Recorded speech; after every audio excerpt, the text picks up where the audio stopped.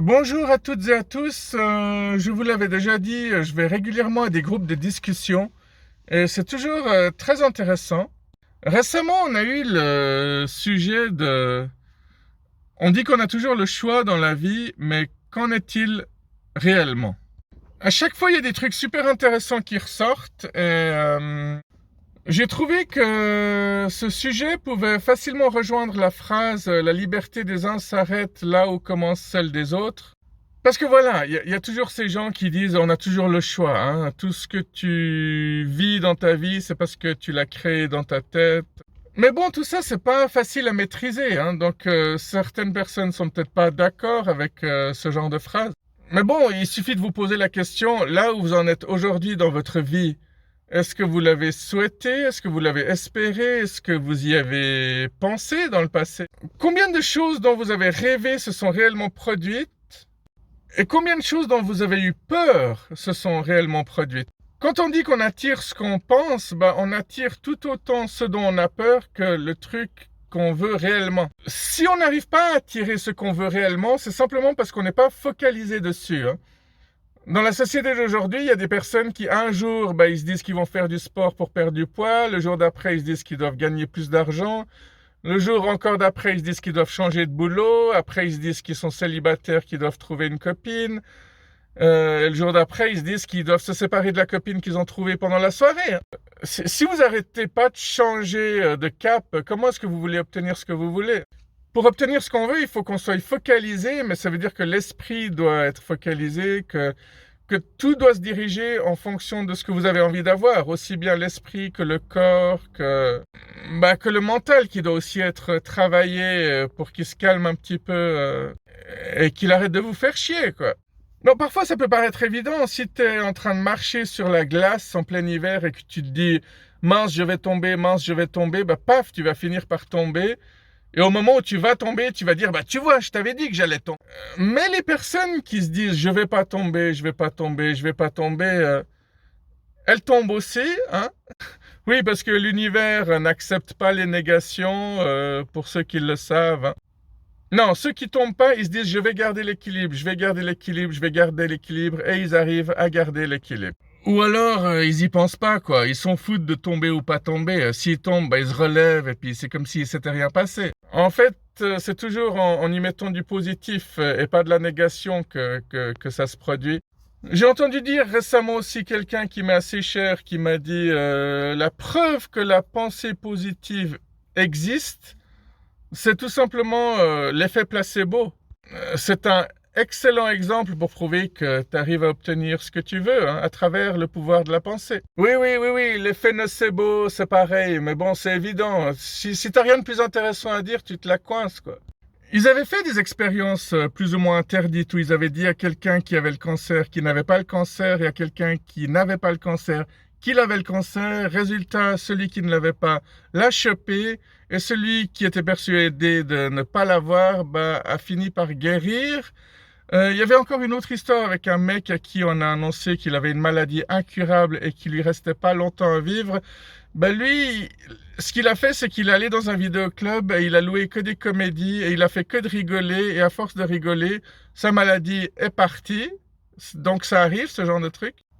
En même temps, c'est terrible. Si le médecin te dit il vous reste que 6 mois à vivre, il va te conditionner et tu vas enclencher quelque chose qui va faire que dans 6 mois, tu vas partir tellement tu étais persuadé que cette espèce d'enfoiré avait raison.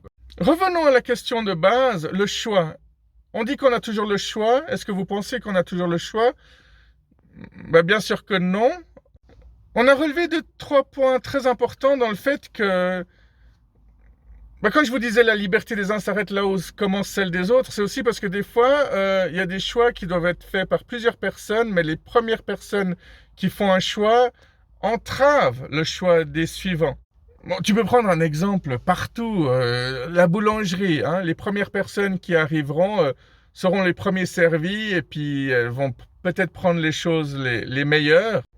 Et elles seront forcément avantagées par rapport à la dernière personne qui arrivera dans la boulangerie au moment où il restera plus qu'un croissant sec de la veille.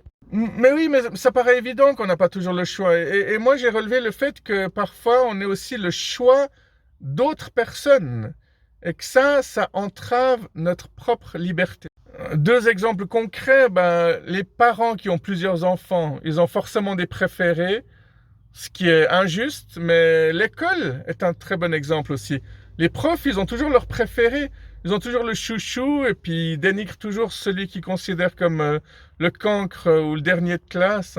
Et tout ça, je trouve, c'est scandaleux, quoi. Un prof devrait jamais dire vous devriez tous travailler comme lui, c'est mon préféré. Les profs devraient pas se foutre de la gueule non plus de ceux qui ont de la peine, hein.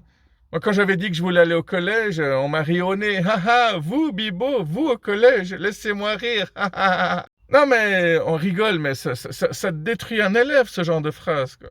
En plus, moi, j'ai toujours eu un trouble de l'attention. Donc, il y a 30 ans en arrière, on disait des gens comme nous qu'on est simplement paresseux et je m'en foutiste. Et j'ai fini par dire aux gens que oui, je m'en foutiste et paresseux. Mais parce que, de nouveau, tu as le choix. Et moi, j'ai pas fait le bon choix. Il y a ceux qu'on rabaisse et qui disent « Ah non, mais je vais te prouver que je vaux mieux que ça, je vais te prouver que je vais réussir. » Et moi, malheureusement, j'ai choisi l'autre option, c'est de...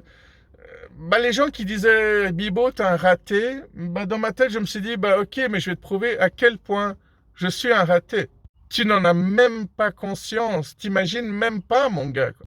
C'est pour ça que je trouve que ça vaut la peine de se battre pour tous ces troubles mentaux, parce qu'on dit bêtement, ouais, il est bipolaire, il est schizophrène, il est maniaco-dépressif, comme si c'était une sorte de jeu, alors que c'est parfaitement atroce d'être atteint d'un de ces troubles.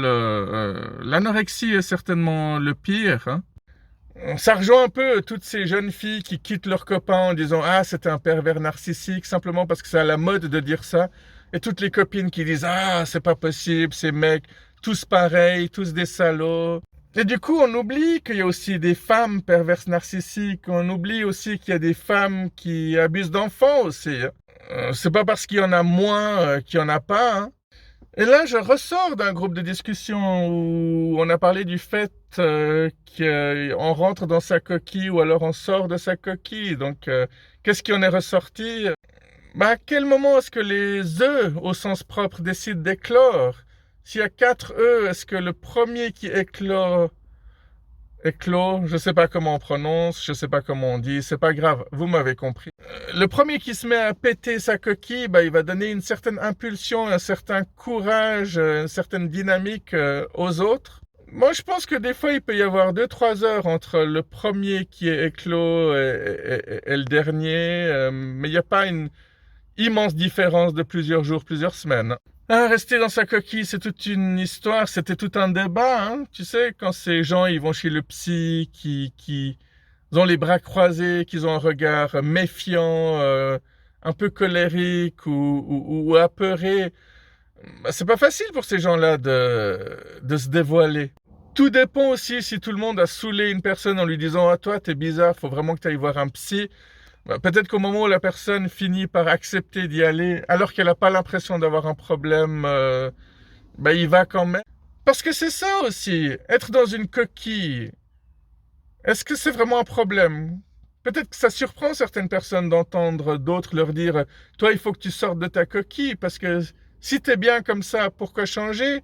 Il y a des personnes qui sont casaniers, qui aiment bien rester chez eux. Les gens à l'extérieur leur disent « Il faut que tu sortes un peu », mais alors qu'ils ont peut-être simplement pas envie de voir tous ces connards là dans la rue, tous ces gens qui se croient libres, tous ces gens qui n'ont même pas besoin de rentrer dans des sectes pour être prisonniers dans leur tête de la société. Et sortir de sa coquille, ce serait quoi? Ce serait peut-être utiliser pleinement son potentiel. Foncer dans le tas, s'en foutre complètement de ses peurs, faire ce qu'on a envie de faire, être soi-même. Je vais m'arrêter là parce que c'est magnifique ce que je viens de dire. Allez, à tout bientôt, bye bye.